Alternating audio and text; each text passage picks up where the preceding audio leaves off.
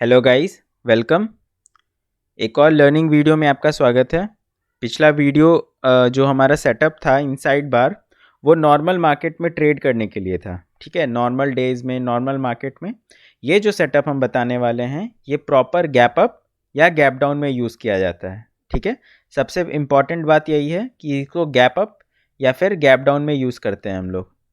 अब आगे बढ़ने से पहले इस वीडियो में हम लोग क्या क्या बात करेंगे उसको डिस्कस कर लेते हैं। हम पहले बताएंगे कि क्या इंडिकेटर यूज़ करना है, कैसा सेटअप रहेगा, टाइम फ्रेम क्या रहेगा, कहाँ कहाँ यूज़ कर सकते हैं, एंट्री कहाँ लेना है, टारगेट कहाँ होगा और एसएल कहाँ रखना है हम लोग को, और फिर बैक टेस्टिंग करके दिखाएंगे ताकि आप ओवरऑल समझ जाएं कि इसको ज़ीरो से एकदम समझ जाएं कि सेटअप को कैसे यूज़ करना है। ठीक है, सबसे पहला और इम्पॉर्टेंट बात जो भी हम फिर रिपीट कर देते हैं कि ये सेटअप सिर्फ और सिर्फ हम लोग गैप अप या फिर गैप डाउन में यूज़ करेंगे, है ना। गैप अप या फिर गैप डाउन में यूज़ करेंगे। ठीक है, ये जो सेटअप है हमारा दोनों साइड के लिए वैलिड है। हमारा सेल साइड के लिए भी है और बाई साइड के लिए भी है। ठीक है, और बात रहा कहाँ यूज़ करना है ये बता दिए। ये यूज़ हम सारा जगह कर सकते हैं। ये एक सेटअप है, स्टॉक में भी बिंदास यूज़ होता है, निफ्टी बैंक निफ्टी में तो एकदम बहुत अच्छा एक्यूरेसी भी रहता है। टाइम फ्रेम हमारा 15 मिनट का है, 15 मिनट का रहता है। ठीक है, 15 मिनट्स।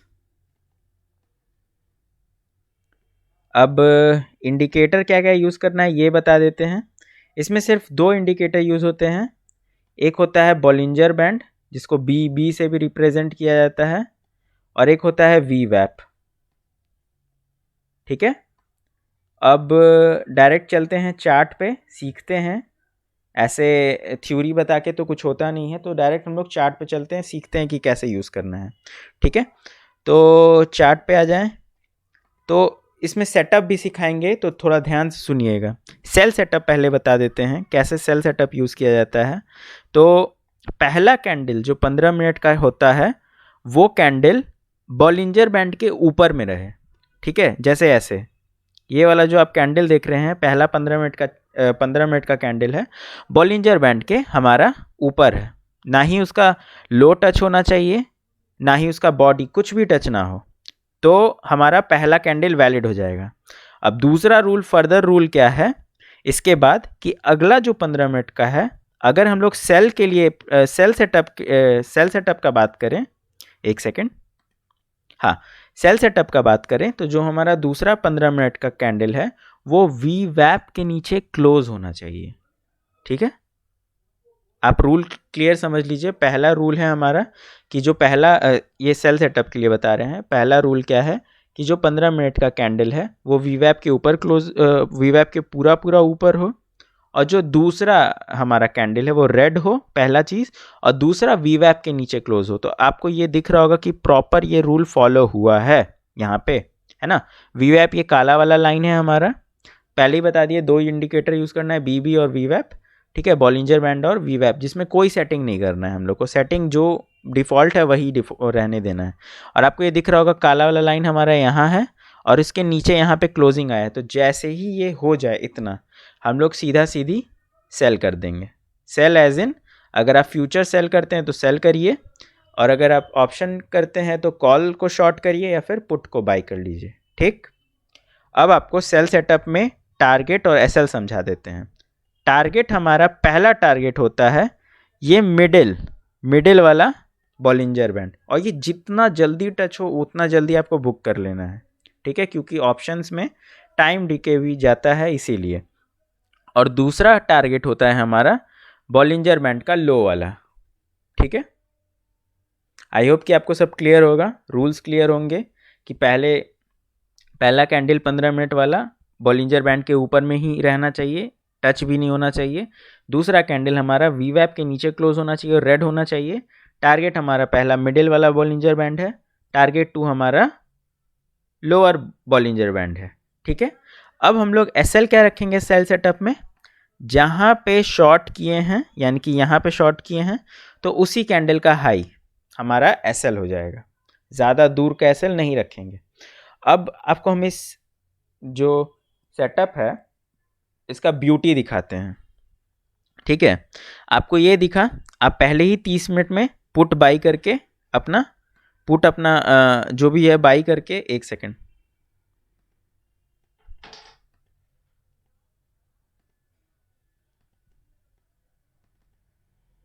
पुट बाई करके हम लोग अपना स्टार्ट हो गए। ठीक है, अब आपको हम दिखाते हैं कि ये कितना अच्छा रिस्क रिवॉर्ड दे सकता है। हम आपको यहाँ पे अगर हम शॉर्ट किए होते हैं तो हमारा रिस्क बनता है, ये कुछ 108 पॉइंट का है, 108 यानी कि 50 रुपये का स्टॉप लॉस बनेगा पुट में। और ये पॉइंट कितने दे रहे हैं ये दिखाते हैं। पहला पॉइंट है, ये मिलता है 250 पॉइंट, यानी कि 125 रुपया, यानी कि 1:2.5 का रिस्क रिवॉर्ड पहला टारगेट दे रहा है। दूसरा टारगेट हमारा 450 से भी ऊपर पॉइंट्स, यानी कि इन द मनी हो गया। अब 250 पॉइंट आपको मिलेगा, 50 रुपये का SL, 250 पॉइंट का टारगेट, और ये देने में कैपेबल है ये सेटअप। ये इतना शानदार सेटअप है, इतना अच्छा इसका रिस्क रिवॉर्ड है और इतनी अच्छी इसकी एक्यूरेसी है। सिर्फ पॉइंट यही है कि ये सिर्फ गैप अप और गैप डाउन में यूज़ करना होता है। और एक और पॉइंट है कि ये डेली सेटअप नहीं बनता है, ये कुछ हफ्ता में एक आध दिन हो गया, महीना में 2-3 बार हो गया, बस इतना ही बार बनता है। और बहुत अच्छा रिस्क रिवॉर्ड इसका रहता है। जिस दिन भी ये ट्रेड अच्छे से पकड़ा जाता है, एकदम आपका 1 सप्ताह तो आपको ट्रेड करने का ज़रूरत ही नहीं है, ऐसा प्रॉफिट बना के ये देता है। अब हम बाई सेटअप पे आ जाते हैं। बाई सेटअप में सीधा उल्टा, अगर आप बाइंग में देख रहे हैं तो उल्टा सीधा जो आपका पहला कैंडल होगा, हमको अभी चार्ट पे मिल नहीं रहा है, मैं ऐसे ही रैंडम आपको समझा देते हैं। आपका पहला जो कैंडल होगा वो होगा बॉलिंजर बैंड के नीचे, है ना। हम आपको वाइट बोर्ड पे दिखा देते, ये काम नहीं कर रहा है।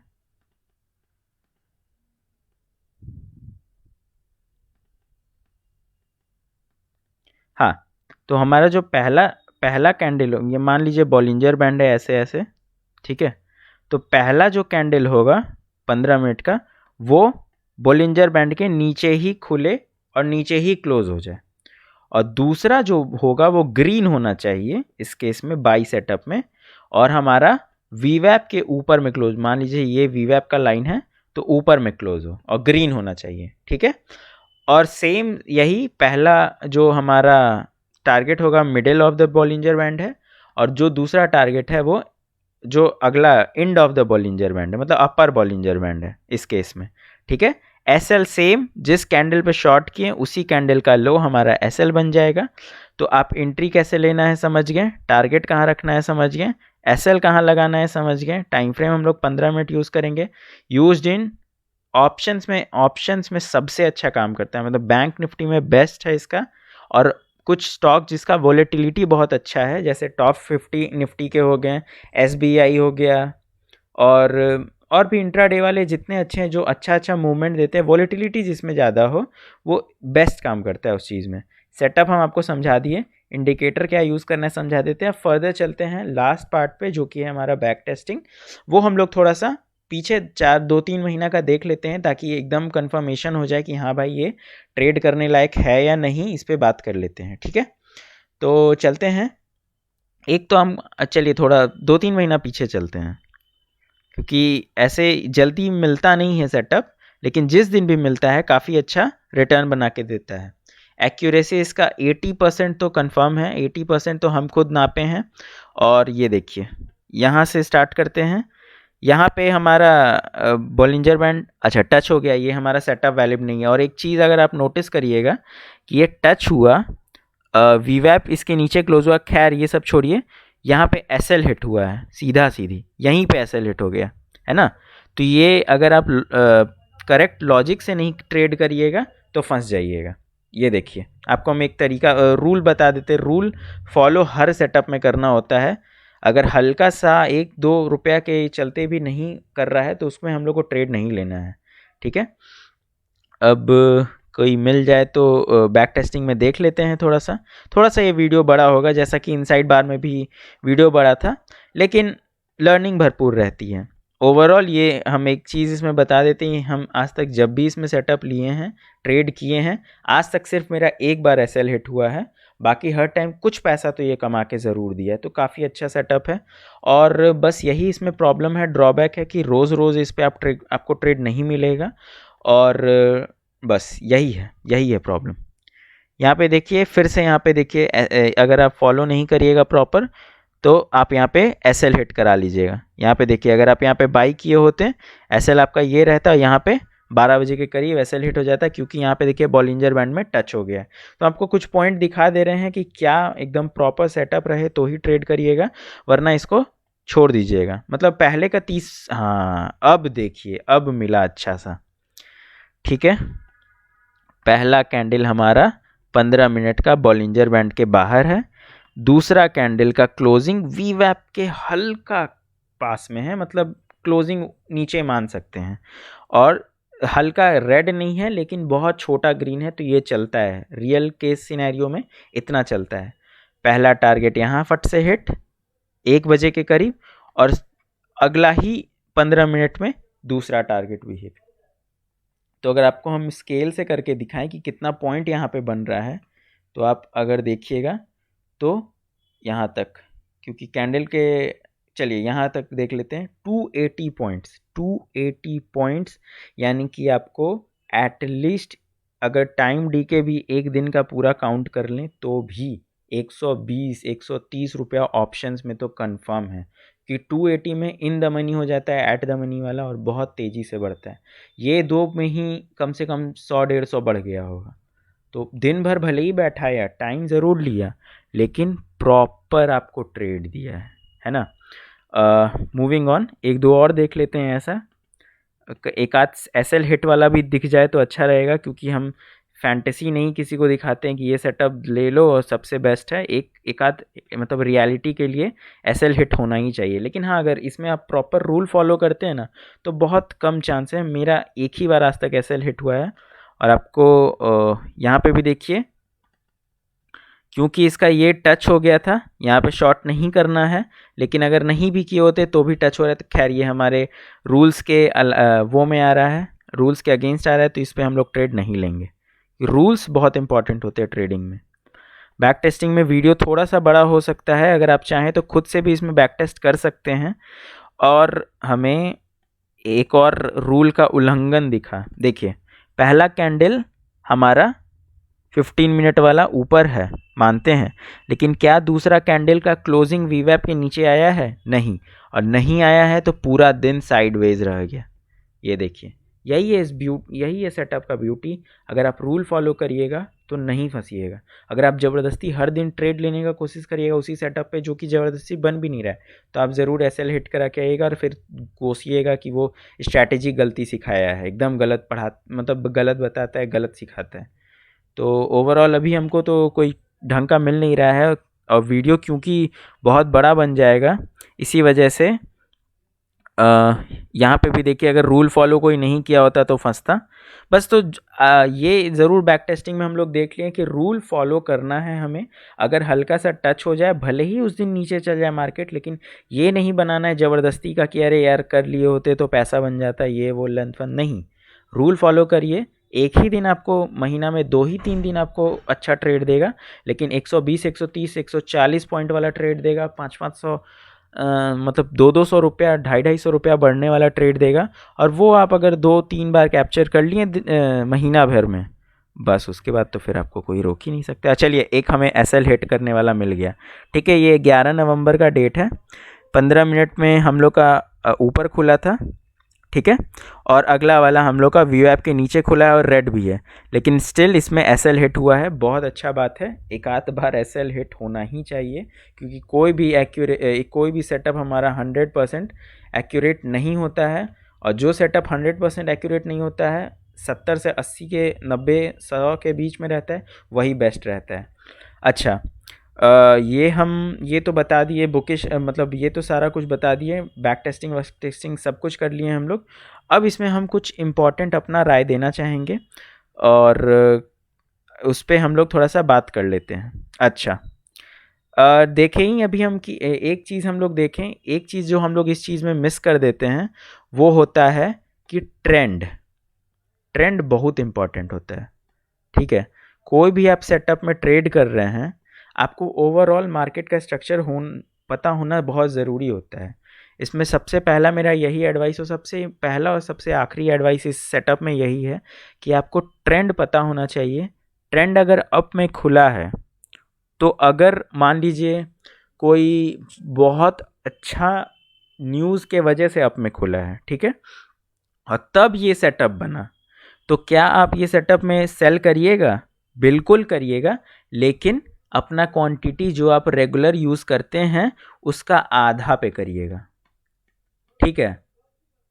यही चीज़ आपको बस इसमें रिस्क मैनेज करना है कि अगर नॉर्मल डेज में गैप अप गैप डाउन खुला और ये ट्रेंड, ये वाला सेटअप बना, तो हम लोग प्रॉपर 100% अपना जो 100 क्वांटिटी, जितना क्वांटिटी पे हम लोग रेगुलर ट्रेड करते हैं उतना पे कर लेंगे।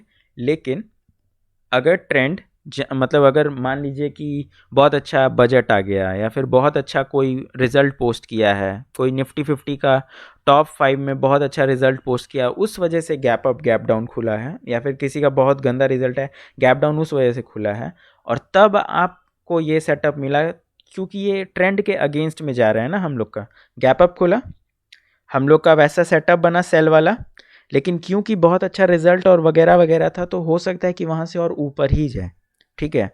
तो ज़रूरी नहीं है कि अगर वैलिड आपको गैप अप गैप डाउन वाला चीज़ दिख रहा है मार्केट में, तो आप बस एक काम करिएगा, इसमें आप ट्रेड लीजिए, ज़रूर ट्रेड लीजिए, क्योंकि कभी कभी बहुत अच्छा रिजल्ट भी आता है। जैसे आज ही का दिन देख लीजिए, आईसीआईसीआई का रिजल्ट फैक्टर इन कर गया था मार्केट में, मार्केट बहुत अच्छा बूम कर रहा था, और आईसीआईसी क्लोज कहाँ हुआ है वो आपको हम दिखाते हैं। क्लोज हमारा हुआ है रेड ही में, सॉरी 0.16 में ही, लेकिन ये ओवरऑल डे में अगर आप देखिएगा ना, तो गैप गैप अप खुला था। एक सेकेंड, इसको डे पे कर लेते हैं और ये सारा बंद कर देते हैं इसको थोड़ा सा। हाँ, देखिए गैप अप खुला था, 882 पे खुला था और 870 पे क्लोज किया है, 0.16। भले ही कितना ही अच्छा है, मतलब ये फाइनेंस वाला फाइनेंशियल रिजल्ट पोस्ट किया हो, लेकिन गैप अप खुल के नीचे आया। आप मेरा बात समझ रहे हैं? तो इस इनिशियली क्या लगेगा हमें कि ट्रेंड तो बहुत अच्छा है, अच्छा रिजल्ट पोस्ट किया है तो और ऊपर जाएगा, लेकिन अगर आप वहीं पे आधा क्वांटिटी से शॉर्ट किए रहते तो आपको पैसा बन के मिलता बहुत अच्छा, क्योंकि बहुत लोग ऊपर में, मतलब बहुत लोग उस समय पुट को बेच के बैठे हुए होते हैं। समझ रहे हैं मेरा बात? तो सेलर्स बहुत ज़्यादा होते, बायर्स कम होते हैं, और बायर्स के अगर वो फेवर में आ जाए तो बहुत तेज़ी से पैसा बढ़ता है। तो यही पॉइंट है, बस यही इसमें रिस्क मैनेज करना है कि अगर ट्रेंड अप या डाउन जेन्युइन रीज़न से हुआ है, तो आधा क्वांटिटी से ही ट्रेड लीजिएगा। यही एकलौता मेरा इसमें एडवाइस है, और यही हम फॉलो भी करते हैं इस चीज़ में। वीडियो काफ़ी लंबा होगा, पर शायद आपका ये जो सेटअप है आपको अच्छे तरह के समझ आ गया होगा। तो थैंक यू। इस चैनल पे और भी बहुत अच्छा अच्छा कंटेंट है, लर्निंग भी वीडियोस है, बहुत सारा स्टॉक भी डालते रहते हैं, इंट्राडे के लिए, स्विंग के लिए, लॉन्ग टर्म के लिए। तो चैनल को सब्सक्राइब कीजिए, वीडियो को लाइक करिए, और लोगों को भेजिए जो देखना चाहता है, जो सीखना चाहता है। Thank you.